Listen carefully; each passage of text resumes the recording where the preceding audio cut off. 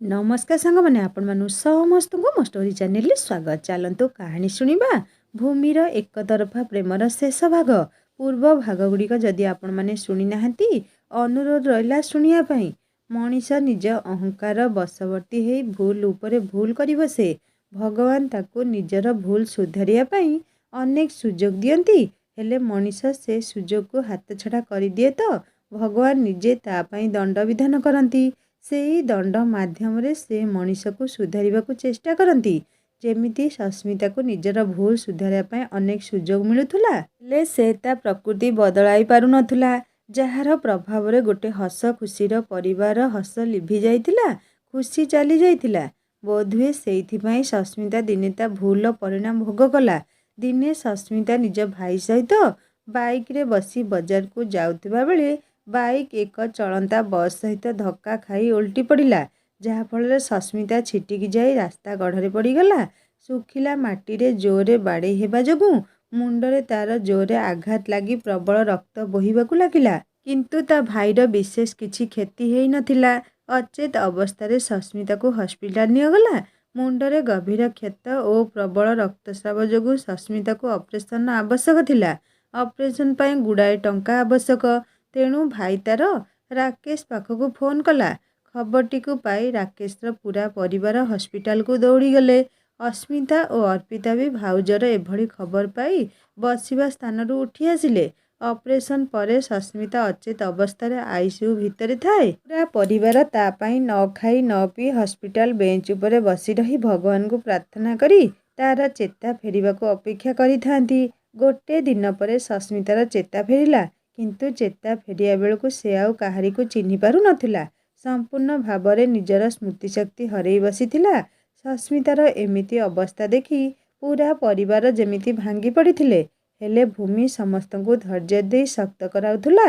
राकेश भाई को से भरोसा देउथुला, भाई आपण एका नुहंती, आमे पूरा परिवार मिसी भाउजंकर जत्न नेबा, तांको पई भगवान को प्रार्थना करिबा। देखिबे भाई, आमर एकता और दृढ़ मनोबल पाखरे भगवान भी हार मानिबा को बाध्य हेबे। राकेश भूमि भितर थिबा हिम्मत और मनीषपणिया को देखुथुला और परिवार पई तार श्रद्धा को अनुभव करुथुला। मने मने भी परकुथुला सस्मिता और भूमि भितर थिबा आकाश पाताल फरक को।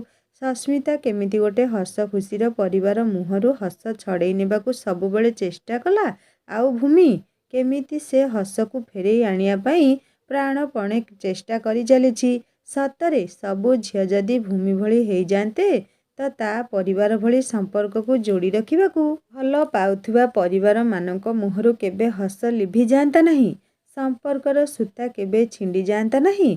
2 दिन बीतीगला, सस्मितार स्मृतिशक्ति फेरु नथुला। समस्ते बहुत विचलित हो जाउथुले, हेले भूमि हार मानु नथिला। समस्त को घर को पठेई दे निजे छुट्टी नहीं दिन राति हस्पिटाल रही सस्मितार सेवा करी चलथिला। एमिति कि राकेश को भी राति रे बाध्य करी घर को पठेई देउथुला विश्राम नेबा पई। सस्मितार माँ भी किछि बहाना करी घर को चली जाइथिले। ठीक सेई समय भी सस्मितार पिला दीटा को राकेश घर को पठेई देइथिले, कारण सस्मितार अनुपस्थिति रे पिला मानक झिंझटू से मुक्त हेबाकू चाहुथुले। पूरा 15 दिन पर सस्मितार स्मृति फेरी आसीथिला।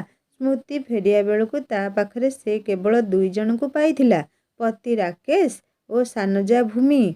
पिला माने जेजेमा पाखरे महा आनंद रे थिले।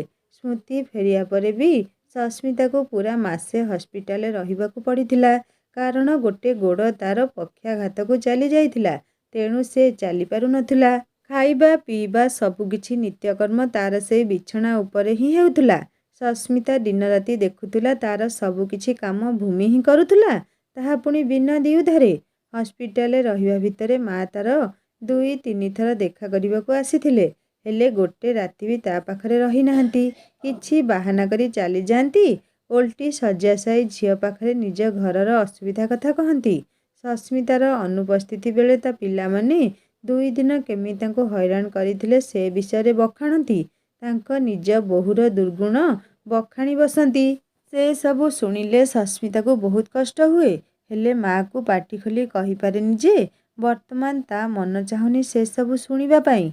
बेड्रे शोई शोई सस्मिता लक्ष्य करे भूमि केमिति ता पई व्यस्त होउछि। ଶାଶୁ ପ୍ରତିଦିନ ନିଜ ହାତରେ ତା ପାଇଁ ପଥି ରାନ୍ଧି ଆକାଶ ହାତରେ ପଠେଇ ଚାଲିଥାନ୍ତି। ଅର୍ପିତା ଅସ୍ମିତା ବି ଅନେକ ଥର ତାକୁ ଦେଖା କରିବାକୁ ଆସୁଛନ୍ତି। ଯେତିକି ସମୟ ବି ରହୁଛନ୍ତି ତାରି ସେବାରେ ଲାଗି ପଡ଼ିଛନ୍ତି। ଆଉ ଶ୍ୱଶୁର ଛୁଆ 2 ଜଣଙ୍କୁ ବହଲେଇ ରଖିବା ପାଇଁ ନିଜେ ଛୁଆ ହେଇ ସେମାନଙ୍କ ସହିତ ଖେଳୁଛନ୍ତି। ରାକେଶ ତ ପୁରା ଝଡ଼ି ଯାଇଥିଲେ ସେଇ କିଛି ଦିନ ଭିତରେ। ପୁରା ପରିବାର ତାରି ସେବାରେ ଲାଗି ପଡ଼ିଥିଲେ। ସେମାନେ ସବୁବେଳେ ସେମିତି। ଜଣକୁ କଷ୍ଟ ହେଲେ ସେମାନେ ଯନ୍ତ୍ରଣା ପାଆନ୍ତି। ହେଲେ ସିଏ ସେମାନଙ୍କୁ ଚିହ୍ନି ପାରିଲା ନାହିଁ। ସେମାନଙ୍କୁ ଚିହ୍ନିବା ପାଇଁ ତାର ଯୋଗ୍ୟତା ନଥିଲା।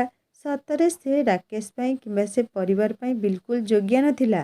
ବାହା ହେଇ ଘରେ ପାଦ ଦେଲା ପରଠୁ ସେ ଖାଲି ପାଇ ଚାଲିଛି। ହେଲେ ସେମାନଙ୍କ ମନ ମୁତାବକ କିଛି ଦେଇନି। ଦେଇଛି ତ ଖାଲି କଷ୍ଟ, ଅପମାନ ଆଉ ଘୃଣା। ଶାଶୁ ଶ୍ୱଶୁର ତାକୁ ନିଜ ଝିଅ ଭଳି ସ୍ନେହ ଦେଇଛନ୍ତି। ହେଲେ ସେ ତାଙ୍କୁ କେବେ ଭକ୍ତି କିମ୍ବା ସେବା ତ ଦୂରର କଥା, ମନେ ମନେ ବହୁତ ଘୃଣା କରିଛି। କଥାରେ କଥାରେ ଆଘାତ ଦେଇଛି। ନଣନ୍ଦ 2 ଜଣ ତାକୁ ନିଜ ଭଉଣୀ ଭଳି ସ୍ନେହ ଦେଇଛନ୍ତି। ହେଲେ ସେ ସେମାନଙ୍କ ପ୍ରତି ଈର୍ଷା କରିଛି। ଦିଅର ଆକାଶ, ଯିଏ ତାକୁ ମା ଭଳି ଭଲ ପାଉଥିଲା, ତା ମୁଣ୍ଡରେ ତ ସିଏ କଳଙ୍କ ବୋଳିଦେଲା। ଆଉ ରାକେଶ, ଯିଏ ତାକୁ ନିଜ ପ୍ରାଣଠୁ ଅଧିକ ଭଲ ପାଆନ୍ତି, ତାଙ୍କ ସହିତ ସେ ଛଳନା କରିଛି, ବିଶ୍ୱାସଘାତ କରିଛି। ସସ୍ମିତା ଆଖିରୁ ବେଳେ ବେଳେ ଲୁହ ଝରି ଯାଉଥିଲା, ଅନୁତାପର ଲୁହ। ସେ ଲୁହକୁ ଭୂମି ନିଜ ହାତରେ ପୋଛି ଦେଉଥିଲା। ହେଲେ ସେ ଲୁହ ଦେଖି ସେ ବହୁତ ଖୁସି ହେଉଥିଲା। ଆଉ ମନେ ମନେ କହୁଥିଲା, ଆହୁରି ଯେତେ ଲୁହ ଅଛି ସବୁଯାକ ନିଗିଡ଼େଇ ଦିଅ ଭାଉଜ। ନିଜକୁ ସ୍ୱଚ୍ଛ କରିନିଅ। ଗୋଟେ ଶୁଦ୍ଧ ସମ୍ପର୍କ ପାଇଁ ନିଜକୁ ପ୍ରସ୍ତୁତ କରିନିଅ। ଗୋଟେ ମନ୍ଦିର ଭିତରକୁ ପ୍ରବେଶ କରିବା ପୂର୍ବରୁ ନିଜ ଲୁହରେ ନିଜକୁ ଧୋଇ ଧାଇ ଦେଇ ନିଜ ଆତ୍ମାକୁ ପବିତ୍ର କରିନିଅ। ସସ୍ମିତା ଭିତରେ ଭିତରେ ବଦଳୁଥିଲା। ଘୃଣା ଓ ଅଭିଯୋଗ ତାର ଭଲ ପାଇବା ଓ ଭକ୍ତିରେ ପରିଣତ ହେଉଥିଲା। ସବୁ କିଛି ସମ୍ଭବ ହେଉଥିଲା କେବଳ ଭୂମିର କର୍ମ ପାଇଁ। ଭୂମି ଆଗରୁ ଅନେକ ଥର ସସ୍ମିତାକୁ ବୁଝାଇବା ପାଇଁ ଚେଷ୍ଟା କରିଛି। ହେଲେ ସେ ବୁଝିନି। କିନ୍ତୁ ହସ୍ପିଟାଲରେ ତାର ସେବା, ଯତ୍ନ, ଅନାବିଳ ଆପଣାପଣିଆ ପାଖରେ ସସ୍ମିତା ହାର ମାନିବାକୁ ବାଧ୍ୟ ହେଇଛି। ସମ୍ପର୍କର ସୂକ୍ଷ୍ମ ଡୋର ଭିତରେ ଶକ୍ତ ଆପଣାପଣିଆକୁ ବୁଝିବାକୁ ଚେଷ୍ଟା କରିଛି। ନିଜକୁ ନିଜେ ଅନେକ ଥର ପ୍ରଶ୍ନ କରିଛି, ଭୂମି ତାର କିଏ? ସେ କ'ଣ ପାଇଁ ତାର ଏତେ ସେବା କରୁଛି? ତା ନିଜ ପ୍ରଶ୍ନରୁ ହିଁ ନିଜେ ଉତ୍ତର ପାଇଛି। ଭୂମିର ପ୍ରଚୁର ଆପଣାପଣିଆ ହିଁ ତାକୁ ବଦଳି ଯିବା ପାଇଁ ବାଧ୍ୟ କରିଛି। ସସ୍ମିତାର ଡିସଚାର୍ଜ ଦିନ ଆସିଯାଇଥିଲା, ତଥାପି ସେ ଚାଲି ପାରୁନଥିଲା। ହୁଇଲ୍ ଚେୟାର ହିଁ ତାର ଏକ ମୁଖ୍ୟ ଅଙ୍ଗ ପାଲଟି ଯାଇଥିଲା। ହୁଇଲ୍ ଚେୟାରକୁ ଛାଡ଼ିଦେଲେ ଭୂମି ବି ତା ପାଇଁ ଏକ ଅତ୍ୟାବଶ୍ୟକ ଅଙ୍ଗ ପାଲଟି ଯାଇଥିଲା। ମନ ପାଇଁ ଭୂମିର ସ୍ପର୍ଶରେ କି ସମ୍ମୋହନ ଥିଲା କେଜାଣି, ସସ୍ମିତା ବିଲକୁଲ ବଦଳି ଯାଇଥିଲା। ଭୂମି ଯେମିତି ଏକ ପରଶ ପଥର ଥିଲା, ଯାହା ସଂସ୍ପର୍ଶରେ ଆସି ସସ୍ମିତାର ହୃଦୟ ବି ସୁନା ପାଲଟି ଯାଇଥିଲା। ହସ୍ପିଟାଲରୁ ଡିସଚାର୍ଜ ଦିନ ସସ୍ମିତାକୁ ଭୂମି ଏକ ନବବଧୂ ଭଳି ସଜେଇ ଦେଇଥିଲା। କାରଣ ତାକୁ ସେଇଦିନ ନିଜ ଶାଶୁଘରେ ଗୃହ ପ୍ରବେଶ କରିବାକୁ ଥିଲା। ସେ ଆଗରୁ ସେ ଘରକୁ ପ୍ରବେଶ କରିସାରିଥିଲା। ହେଲେ ସେଦିନ ଏକ ଆପଣାର ଭାବ ଥିଲା ତା ହୃଦୟ ଭିତରେ। ସେଦିନ ସେ ପୁରା ପରିବାରକୁ ଆପଣେଇ ନେଇଥିଲା। ସସ୍ମିତାର ମା ବି ହସ୍ପିଟାଲକୁ ଆସିଯାଇଥିଲେ ଝିଅକୁ ନିଜ ଘରକୁ ନେଇଯିବା ପାଇଁ। ହେଲେ ସସ୍ମିତା ମାକୁ ଫେରେଇ ଦେଇଥିଲା। ମାକୁ ସେଦିନ ସେ କହିଦେଇଥିଲା, ତୁ ଯା ମା, ମୁଁ ଆଜି ମୋ ଘରକୁ ଯିବି। ମତେ ଏବେ ମୋ ଘରକୁ ଯିବାକୁ ଦେ। ସସ୍ମିତାର କଥା ଶୁଣି ଭୂମିର ମନର ଖୁସି ଆଖି ବାଟ ଦେଇ ଲୁହ 2 ଟୋପା ହେଇ ଖସି ପଡ଼ିଥିଲେ। ରାକେଶର ଆଖି ଛଳଛଳ ହେଇଯାଇଥିଲା। କିଛି ଖୁସି ଆଉ କିଛି ଭୂମି ପାଇଁ କୃତଜ୍ଞତାରେ। ସେ ହସ୍ପିଟାଲରୁ ଫେରିବା ପରେ ହିଁ ସସ୍ମିତା ଏକ ସ୍ୱଚ୍ଛ ମନ ନେଇ ନିଜ ଘରେ ପ୍ରବେଶ କରିଥିଲା। ହେଲେ ଭାଗ୍ୟର ବିଡ଼ମ୍ବନା, ସେତେବେଳକୁ ସେ ଚାଲି ପାରୁନଥିଲା। ହୁଇଲ୍ ଚେୟାର ହିଁ ତାର ସାହାରା ଥିଲା। ତେଣୁ ଗୃହ ପ୍ରବେଶ ତାର ପାଦ ସାହାଯ୍ୟରେ ହେଇନଥିଲା, ହେଇଥିଲା ହୃଦୟର ସାହାରାରେ। ବେଳେ ବେଳେ କିଛି ଠିକ୍ ପଦକ୍ଷେପ ନେବା ପାଇଁ ପାଦର ଆବଶ୍ୟକଠାରୁ ମନର ଆଉ ହୃଦୟର ଆବଶ୍ୟକତା ଅଧିକ ଜରୁରୀ ଥାଏ। ନିଜର ଦୁର୍ଘଟଣା ପରେ ହିଁ ସସ୍ମିତା ନିଜ ପରିବାର ଆଡ଼କୁ ଆଗେଇଥିଲା, ସମ୍ପୂର୍ଣ୍ଣ ଏକ ଆପଣାପଣିଆ ନେଇ। ସେଇଥିପାଇଁ ବୋଧହୁଏ ବେଳେ ବେଳେ କିଛି ଦୁର୍ଘଟଣାର ପରିଣାମ ସୁଖପ୍ରଦ ହେଇଥାଏ। କାରଣ କିଛି ଦୁର୍ଘଟଣା ପରେ ହିଁ ସମୟ କଢ଼ ଲେଉଟାଏ। କିଛି ପରିସ୍ଥିତି ବଦଳିଯାଏ, ଏକ ବିବର୍ତ୍ତନ ଘଟେ। ସେଇ ବିବର୍ତ୍ତନର ପ୍ରଭାବରେ ହିଁ ଅନେକ କିଛି ବଦଳିଯାଏ। ସେ ହେଉ ପ୍ରକୃତିର ଧାରା ବା ମଣିଷର ମନ। ପୁରା ପରିବାରର ସେବା ଯତ୍ନ ପାଇ ସସ୍ମିତାର ଦ୍ରୁତ ଗତିରେ ଆରୋଗ୍ୟ ଲାଭ କରୁଥିଲା। କିଛି ଦିନ ଭିତରେ ସେ ଉଠି ଠିଆ ହେବାକୁ ବି ସକ୍ଷମ ହେଇଥିଲା। ସେଇ ଖୁସିରେ ପୂରା ପରିବାର ଏକତ୍ରିତ ହୋଇ ଗୋଟେ ଭୋଜିର ଆୟୋଜନ କରିଥିଲେ। ସସ୍ମିତା ବାହାଘର ଅସଲ ଅର୍ଥରେ ସେଇ ଦିନ ହିଁ ପୂରା ପରିବାର ଏକତ୍ରିତ ହୋଇ ଖୁସି ମନେଇଥିଲେ। ଠିକ୍ ସେଇଦିନ ନିଜ ବାହାଘର 4 ମାସ ପରେ ଭୂମି ଆଉ ଆକାଶର ମନ ଆଉ ହୃଦୟ ସମ୍ପର୍କ ବି ଦେହ ଆଡ଼କୁ ଆଗେଇଥିଲା। ସେଇ ରାତି ହିଁ ସେମାନଙ୍କ ପାଇଁ ମହାମିଳନର ରାତି ହେଇ ଆସିଥିଲା। କାରଣ ସେଇଦିନ ସେମାନଙ୍କ ପରିବାର ସମ୍ପୂର୍ଣ୍ଣ ହେଇଥିଲା। ଭୂମିର ପ୍ରଚେଷ୍ଟାରେ ତା'ର ପରିବାର ଏକ ସମ୍ପୂର୍ଣ୍ଣ ଓ ଆଦର୍ଶ ପରିବାରରେ ପରିଣତ ହେଇଥିଲା। ନିଜ ସମ୍ପୂର୍ଣ୍ଣ ପରିବାରକୁ ନେଇ ଭୂମି ବହୁତ ଖୁସି ଥିଲା। ନିଜ ବାହାଘର ପୂର୍ବରୁ ଭୂମି କେବେ ବି ଗାଉଁଲି ପରିବେଶ ଭିତରେ ରହିନଥିଲା। ତେଣୁ ଗାଁର ସୁବିଧା ଅସୁବିଧା ବିଷୟରେ ଏତେଟା ପ୍ରତ୍ୟକ୍ଷ ଜ୍ଞାନ ତା'ର ନଥିଲା। କିଛି ମାସ ଗାଁରେ ରହିବା ଭିତରେ ସେ ଦୈନନ୍ଦିନ କିଛି ନା କିଛି ଗାଉଁଲି ଲୋକମାନଙ୍କ ଅସୁବିଧାକୁ ସାମ୍ନା କରୁଥିଲା। ସେ ଏକଥା ବି ଅନୁଭବ କରୁଥିଲା ଯେ ସରକାରୀ ସ୍ତରରୁ ଗାଁମାନଙ୍କର ବିକାଶ ପାଇଁ ଯେତିକି ବି ଅର୍ଥ ଆସୁଛି ଯଦି ତା'ର ସଦୁପଯୋଗ ହେଇପାରନ୍ତା ତ ଗାଁର ବିକାଶ ଆକାଶଛୁଆଁ ହେଇପାରନ୍ତା। ହେଲେ କିଛି ବି ହେଇପାରୁନି। କାରଣ ସଚେତନତାର ଅଭାବ, ଉପଯୁକ୍ତ ଯୋଗ୍ୟ ନେତାମାନଙ୍କ ଅଭାବ, ସମାଜସେବୀମାନଙ୍କର ଅଭାବ, ଯାହାଫଳରେ ଉପରୁ ତଳସ୍ତର ପର୍ଯ୍ୟନ୍ତ ଦୁର୍ନୀତି ଚାଲିଛି।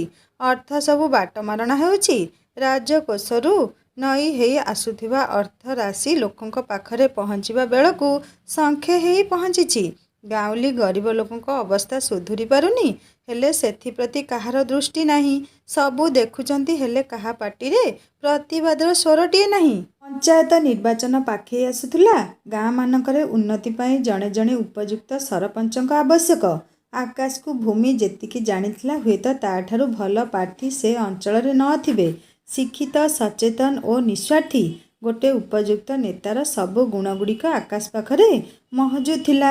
ତେଣୁ ଆକାଶକୁ ସରପଞ୍ଚ ପ୍ରାର୍ଥୀ ହିସାବରେ ଠିଆ କରାଇବା ପାଇଁ ଭୂମି ମନେ ମନେ ଯୋଜନା ପ୍ରସ୍ତୁତ କଲା। ହେଲେ ଆକାଶ ରାଜନୀତି କରିବା ସପକ୍ଷରେ ବିଲକୁଲ ନଥିଲା। କିନ୍ତୁ ଭୂମି ତାକୁ ବୁଝେଇଥିଲା ଯେ ରାଜନୀତି ନୁହେଁ, ଲୋକମାନଙ୍କ ପ୍ରତିନିଧି ହେଇ ତୁମେ କେବଳ ତାଙ୍କରି ସେବା କରିବ। ସରକାରଙ୍କ ସୁବିଧା ସବୁକୁ ଉଚିତ ଲୋକ ପାଖରେ ପହଞ୍ଚେଇବାର ଗୋଟେ ମାଧ୍ୟମ ସାଜିବ। ତୁମ ପଞ୍ଚାୟତର ସର୍ବାଙ୍ଗୀନ ଉନ୍ନତି କରେଇବ। ତୁମ ଭଳି ଯୁବକମାନେ ରାଜନୀତି ପ୍ରତି ବିତୃଷ୍ଣା ଭାବ ରଖୁଛନ୍ତି ବୋଲି ତ ଅନ୍ୟାୟ ଦୁର୍ନୀତି ବଢ଼ି ଚାଲିଛି। ଜନତା ଓ ସରକାରଙ୍କ ମଝିରେ ଏକ ପାଚେରୀ ଠିଆ ହେଉଛି। ତେଣୁ ତୁମକୁ ଆଗେଇ ଆସିବାକୁ ହେବ ନିଜ ଅଞ୍ଚଳର ଉନ୍ନତି ପାଇଁ।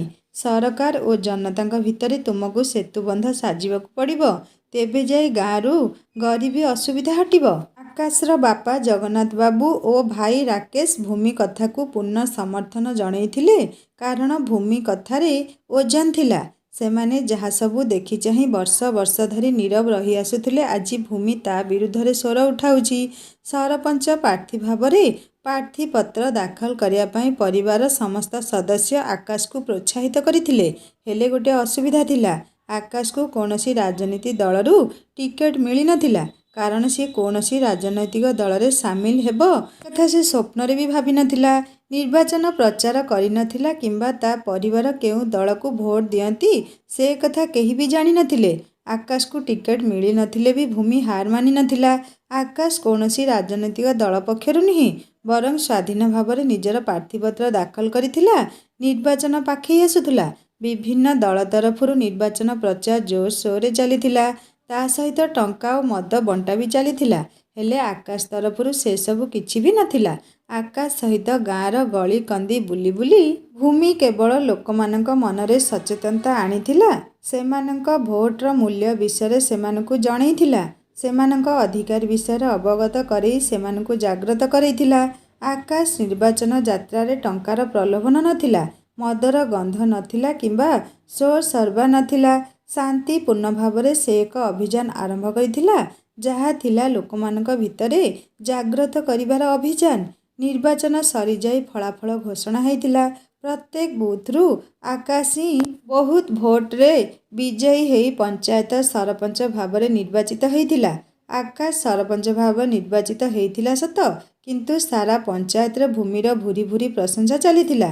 ସମସ୍ତଙ୍କ ମୁହଁରେ କେବଳ ଗୋଟିଏ କଥା, ଭୂମି ସେମାନଙ୍କୁ ଜାଗ୍ରତ କରେଇନଥିଲେ ଆକାଶ ଭଳି ଜଣେ ସୁଯୋଗ୍ୟ ଯୁବକକୁ ସେମାନେ ସରପଞ୍ଚ ଭାବରେ ପାଇପାରି ନଥାନ୍ତେ। ହୁଏତ କିଛି ଟଙ୍କା ନେଇ ନିଜ ନିଜର ଭୋଟ ଗୁଡ଼ିକୁ ବିକ୍ରି କରିଦେଇ ସେ ଅଭାବ ଅସୁବିଧା ଭିତରେ ରହିଯାଇଥାନ୍ତେ। କିନ୍ତୁ ଆକାଶକୁ ଖୋଲା ହାତରେ ଭୋଟ ଦେଇ ସେମାନଙ୍କ ଅଧିକାର ସେମାନେ ପାଇଥିଲେ। ଜନତାମାନଙ୍କର ବିଭିନ୍ନ ଯୋଜନା ପାଇଁ ଆସୁଥିବା ଅର୍ଥ ରାଶିରୁ ଗୋଟାଏ ଟଙ୍କା ବି ବାଟମାରଣା ହେଉନଥିଲା। ଆକାଶର ପଞ୍ଚାୟତରେ ଯେମିତି ରାମରାଜ୍ୟ ସୃଷ୍ଟି ହେଇଥିଲା, ଅନ୍ୟ ପଞ୍ଚାୟତମାନଙ୍କ ଆଗରେ ଆକାଶର ପଞ୍ଚାୟତ ଏକ ଉଦାହରଣ ହେଇ ଠିଆ ହେଇଥିଲା। ଭୂମିର ସହାୟତା ଓ ପରାମର୍ଶରେ ଆକାଶ ନିଜ ପଞ୍ଚାୟତର ସର୍ବାଙ୍ଗୀନ ଉନ୍ନତି ପଥରେ ନିଜକୁ ଉତ୍ସର୍ଗ କରିଦେଇଥିଲା। ଭୂମି ଖାଲି ସେ ପଞ୍ଚାୟତର ବୋହୂ ନଥିଲା, ଜଣେ ସହୃଦୟ ସମାଜସେବୀ ପାଲଟି ଯାଇଥିଲା।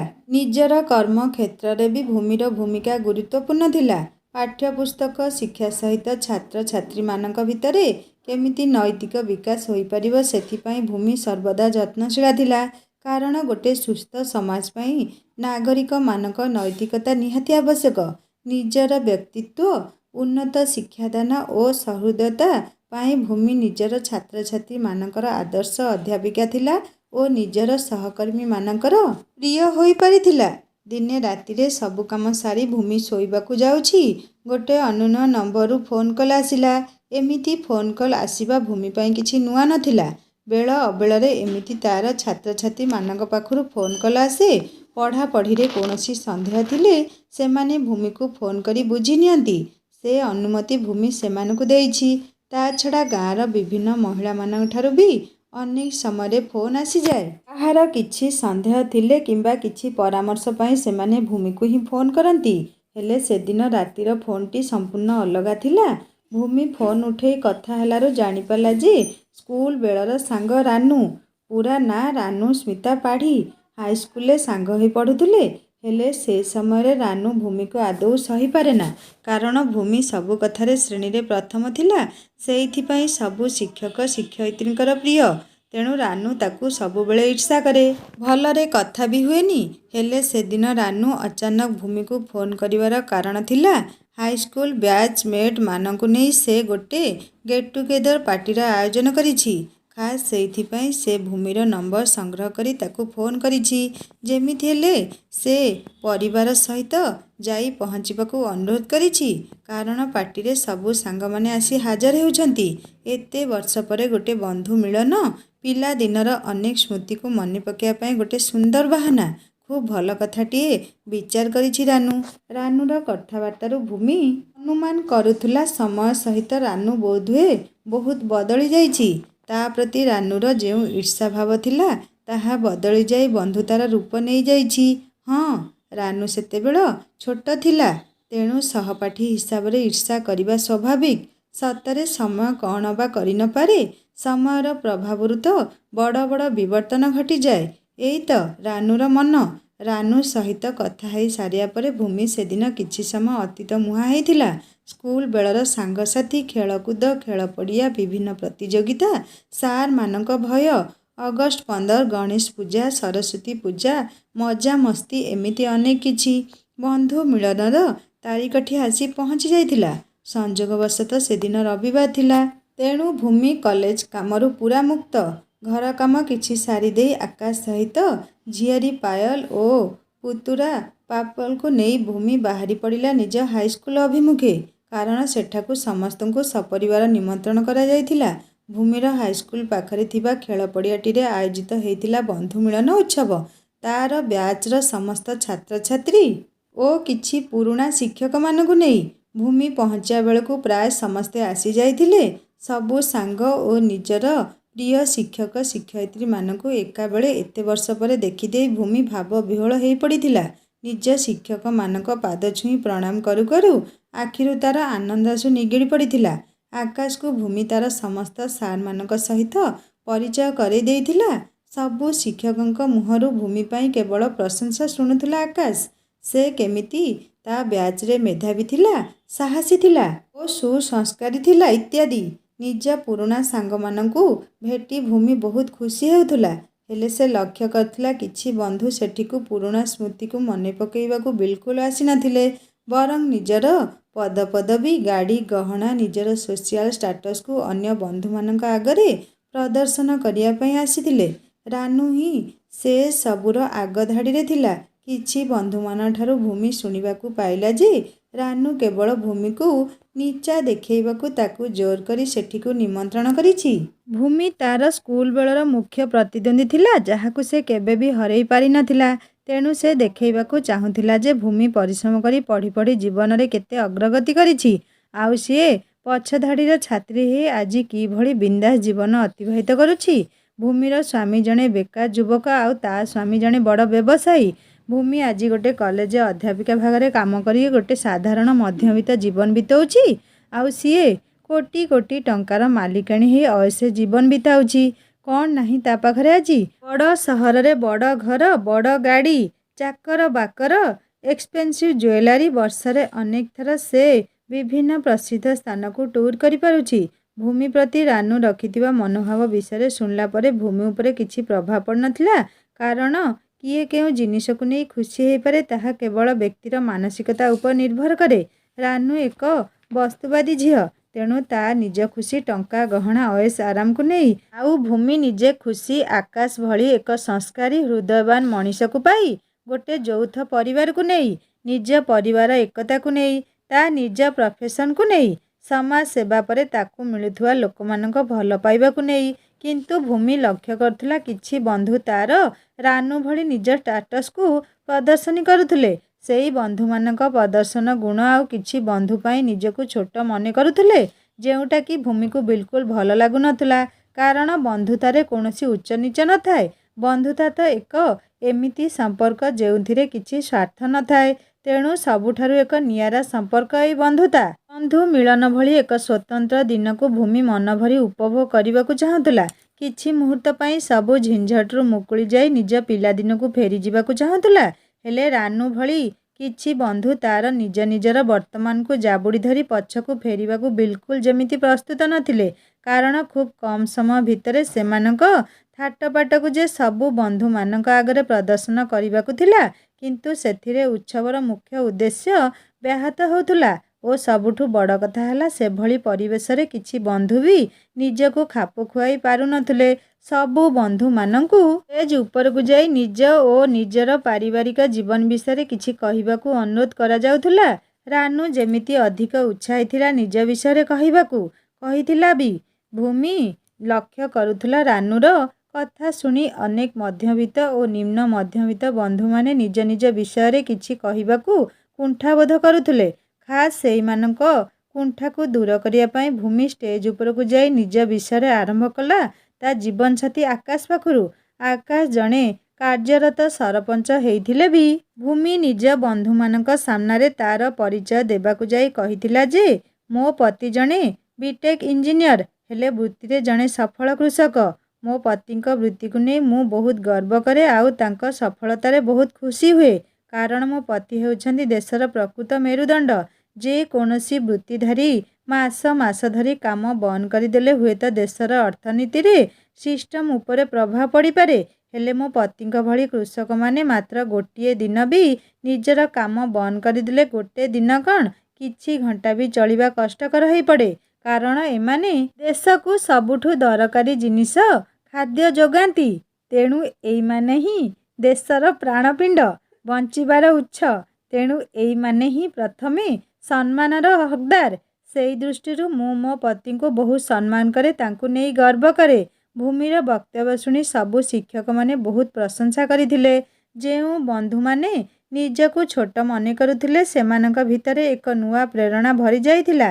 କାରଣ ଛାତି ତ ଗର୍ବରେ ଫୁଲି ଉଠୁଥିଲା। ଭୂମି ଏମିତି ଗୋଟେ ଅର୍ଦ୍ଧାଙ୍ଗିନୀ ଯିଏ ଆକାଶକୁ ସବୁ କ୍ଷେତ୍ରରେ କେବଳ ପ୍ରେରଣା ଦିଏ, ପ୍ରତିଦିନ ଜୀବନକୁ ନୂଆ ଓ ଉତ୍କର୍ଷ ଢଙ୍ଗରେ ବଞ୍ଚିବା ପାଇଁ ଉତ୍ସାହିତ କରେ।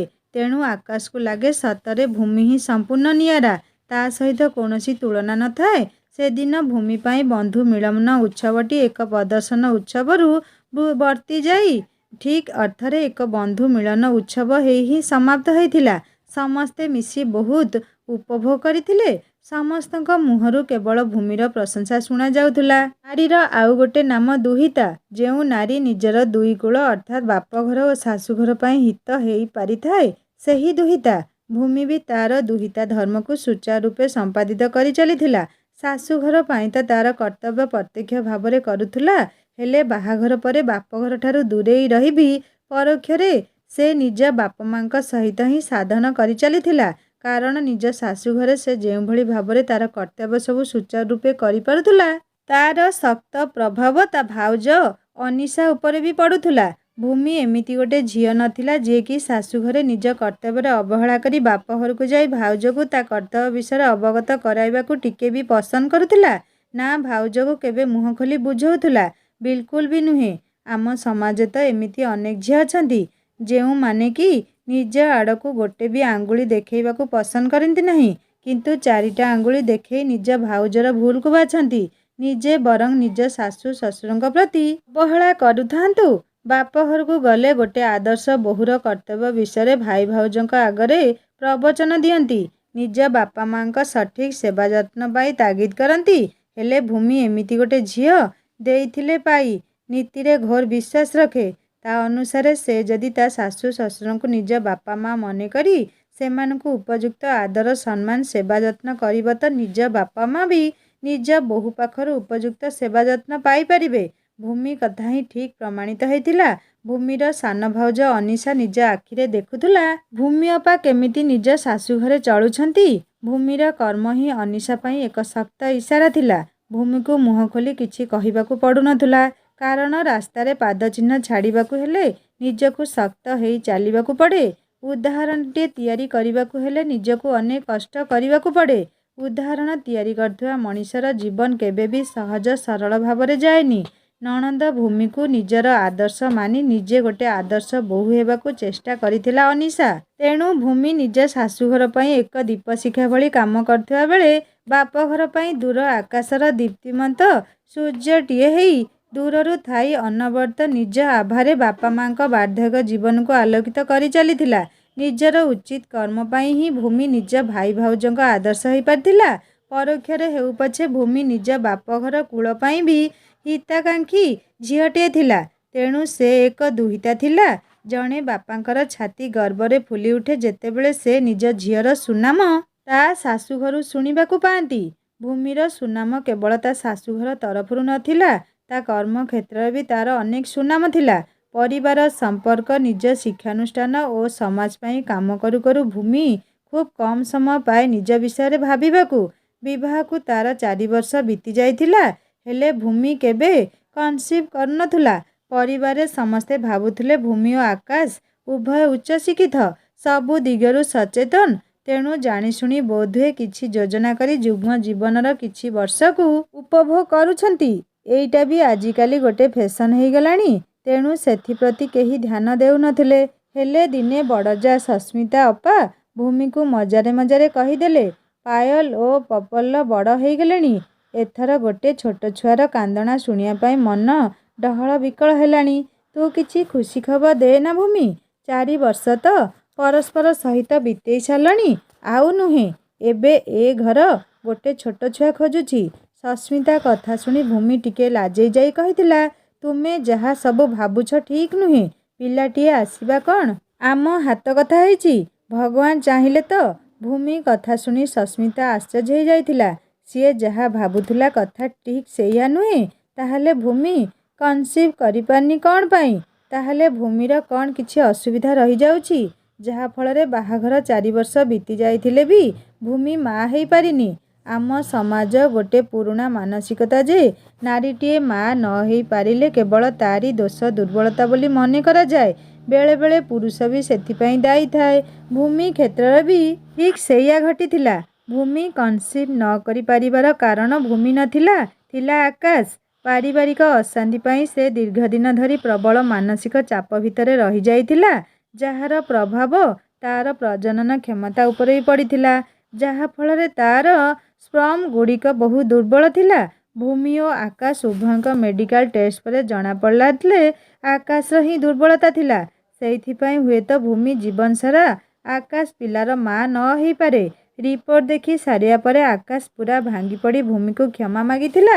ଅତ୍ୟନ୍ତ ଦୁଃଖର ସହିତ ତାକୁ କହିଥିଲା, ନାରୀଟିଏ ମା ହେବା ପରେ ଯାଇ ସମ୍ପୂର୍ଣ୍ଣ ହୁଏ। ମାତୃତ୍ୱ ଲାଭ ପରେ ସେ ନିଜକୁ ଗୌରବାନ୍ୱିତ ମନେ କରେ। ହେଲେ ସେତିକି ବି ଖୁସି ମୁଁ ତୁମକୁ ଦେଇପାରିଲି ନାହିଁ। ମୋ ପାଇଁ ହୁଏତ ତୁମେ ସାରା ଜୀବନ ଅସମ୍ପୂର୍ଣ୍ଣ ହେଇ ରହିଯିବ। ଆକାଶ କଥା ଶୁଣି ଭୂମି ଆକାଶ ହାତ ଦୁଇଟିକୁ ନିଜ ହାତ ପାପୁଲି ଭିତରେ ରଖି ତାକୁ ଦୃଢ଼ତାର ସହିତ କହିଥିଲା, କିଏ କହିଲା ମୁଁ ମା ହେଇପାରିବି ନାହିଁ?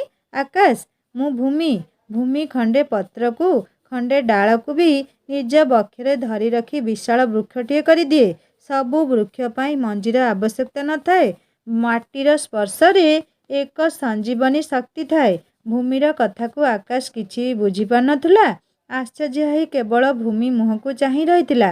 ଗୋଟେ ଅବୋଧ୍ୟ ଶିଶୁ ଭଳି ଭୂମି ଆକାଶର ମନର ଅକୁହା ପ୍ରଶ୍ନକୁ ଦୂର କରିବା ପାଇଁ କହିଲା, ଜାଣିଛ ଆକାଶ, ଭଗବାନ ଯାହା ବି କରନ୍ତି ସବୁ କିଛି ଆମ ମଙ୍ଗଳ ପାଇଁ ହିଁ କରନ୍ତି।